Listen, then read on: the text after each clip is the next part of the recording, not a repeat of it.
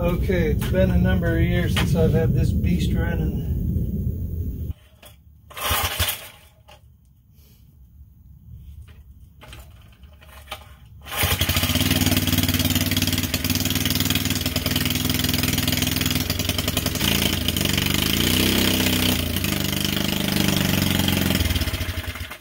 Can't believe this 45 or so year old motor is still running.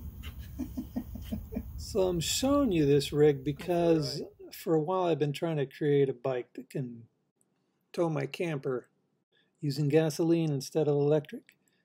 Gas is easy to find. I tried this one guy here, but it was lightning fast, a little top heavy, and one speed. Yeah, I could try to pedal up a hill, but it was tough. Here, on my old Harley-Davidson, I've got 6 gears that this motor can choose from. So it allows me to putz up a hill easy enough, or on a flat I can go 20 plus miles an hour still. But I knew I was going to be carrying a bit of weight, not just me and the bike. So I wanted a little pedal assist, kind of like a moped. And I would probably have to register this bike as a moped. But here I got a Briggs and Stratton bulletproof motor off a very old edger that was probably manufactured in America before everything went to China. Anyway, this was my idea. And here it is. We're going to do the weight test. 65 on the button. All right, I got everything done except for the paint. So the camper came to 55 pounds with the mattress and all the shelving and whatnot, minus all the cargo. So 55, 65, that's 120. Add another 60 pounds of cargo. 180, that's not too bad. Steve Roberts traveled this country for 14 years on his 580-pound behemoth. So that was without a motor, but he did have 105 gears.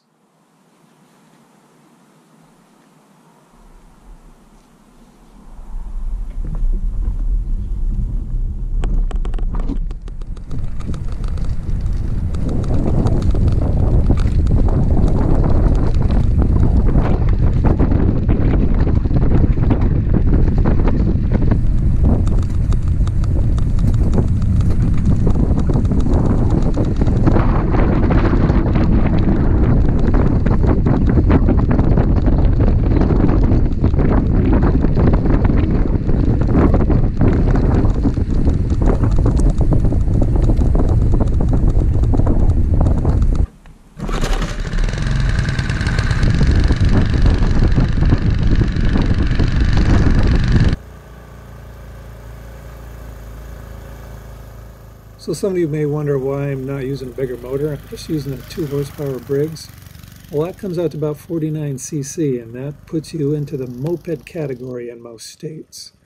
And so the idea is you could travel around the country and not have a state trooper pull you over and give you hell for having an overpowered motor.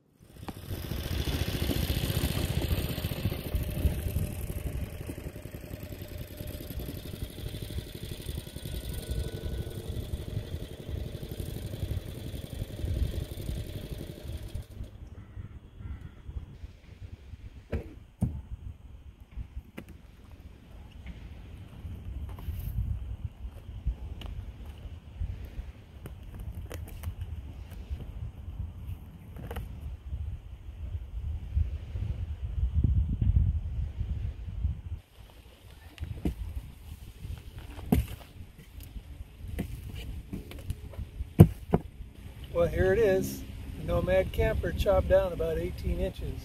Ever since I met my wife, she had a big dog and decided to start sleeping at the foot of where I sleep. So I was always on my side, curled up, and I realized I don't need a full 6 feet, and I wanted a smaller camper, hence the reason why I chopped this thing down. Not for everybody, but I like the profile of it now. It's less wind resistant, a little lighter, and it's cute as a button. Let me show you the interior.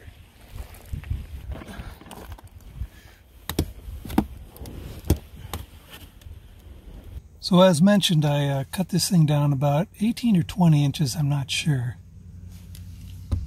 Added this big window. Add a pair of Levi's. Create a little storage areas. These guys here carry all kinds of miscellaneous things. Top there, here's your oxygen smoke sensor. Who's that little guy? That's me, about 3 years old, running around on a tricycle. I upcycled these. These are from the old camper. And instead of a shelf on this side, it's all just one big wall. And here I have a little table and a seat back that I put against me in the back wall. And again, same kind of door. I covered up the tire. I could stuff that with blankets, clothes, whatever. Little nook there. Here. Kept them a little spice rack. Here's a tin can. It's got all kinds of stuff in it. Now on this side, the diamond plate. So it's possible. The following shows you a few views of cooking systems that I wanted to experiment with. Mostly being outside, seeing that a lot of the fuels that you burn will create noxious fumes on the interior. Okay, just got done playing around with my 4-candle tea candle stove. These guys are still burning. Got up to 148 in about 20 minutes, enough for a cup of tea. I'm working on an alcohol stove. I'm using heat for fuel. Well, it took about 6 minutes to boil 16 ounces of water. And that's just chugging along. It's been going about 10 minutes now. For efficiency, the pop can stoves are great. But they do flare up quite a bit when you initially start them. Here I'm trying out another setup. Okay, I got 1 tablespoonful of heat that I'm going to be using. I encourage you to check out Hiram Cook's YouTube channel. He is all about alcohol stoves. I'm going to see if I can scramble up these eggs and a little bit of ham. Oh, it's cooking all right. I like it. Throw on some cheese. Oh, it just burned out. You can see just a little bit left, but enough to fold my eggs over, and I have pretty damn decent omelet, if I do say so myself, of heat. Not bad, eh? So that's about a dime's worth of fuel, and that just took, what, a couple of minutes. When I cut this on both sides, I make sure there's a bunch of prongs out. Then I stick them through and weave them in. And Hiram used a mesh that was 1.5 inches tall. Mine is 2 inches tall. A little 3 1/4 inch diameter. He also used this muffler tape, fiberglass. This is 5/8 inch high. So I just cut like Hiram did. Cut a little strip in there, popped it in, done. And I brought it to the grocery store. That's about 6.5 inches in diameter. Got a little seduction, but not that bad. This was just my test table, obviously to keep the cup centered and to keep this in place. And that fit over. And I can move that around a bit without that falling over. I even have one of these guys. I haven't tried this yet, but yeah. So I was looking at these alternative heat sources as it's a lot lighter than that propane bottle. And a bottle of heat is a lot easier to access too. Get it at any automotive store. Yeah, here you see the little base that I made. It goes right in there to the heat shield. I haven't got it attached to the camper yet, but if I do go camping, I'd attach it and use it. There's a small nook. And here, I can open this up, Put a few items down inside. Use that as a cooking area. And there's my sweetie pie, Mary. Just a small shelf. You can see with my hand how big it is. Not huge. Here you've got enough space for some socks, other clothes. My vent down below. And there's my little window. Yeah. So this is something I didn't have on my last camper, is this little cable. It's a cable stop. I really like that. Got the cable on both sides. This lets a lot of daylight in, so when you're laying down, you get the skylight effect. Both windows here, it's a lot of light that comes in. So basically you got your mirror here, your rear brake. This is your shifter for your gears, front brake, and your throttle. This engages the belt.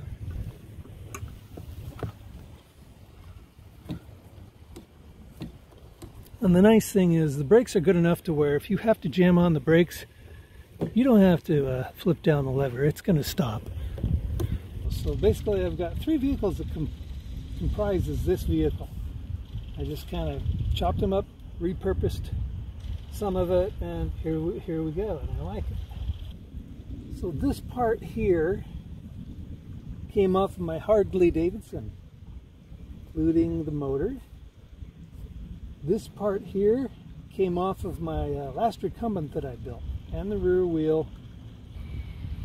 The steering arm and neck came off of the recumbent bike also. This is off the Pavo trike, my front wheel drive indexing powered wheel. I did have a Delta trike with a yellow body on it. You can probably see it in another video on my YouTube channel. And what looks like a unicycle wheel actually indexes. It came off of an old Triton trike. This is a 1/2 inch EMT, just bent, real simple. And you can see the little swivel there, and that makes a pretty nice trailer hitch. Why camouflage? Well, what if you wanted to cruise around, you know, and just not be noticed? Cruise around, be able to crawl inside of some woods, and maybe go semi-unseen. This is a 12-inch washing machine pulley. I got the smallest pulley I could find for a 1/2 inch shaft, and that gives me the real low gearing. This seat came from Walmart. A couple bucks. It's for a fishing boat. And it helps to have a little suspension up front so the ride isn't so rocky. Just to remind you that you can get a hold of my Nomad bicycle camper plans on my website in the description below.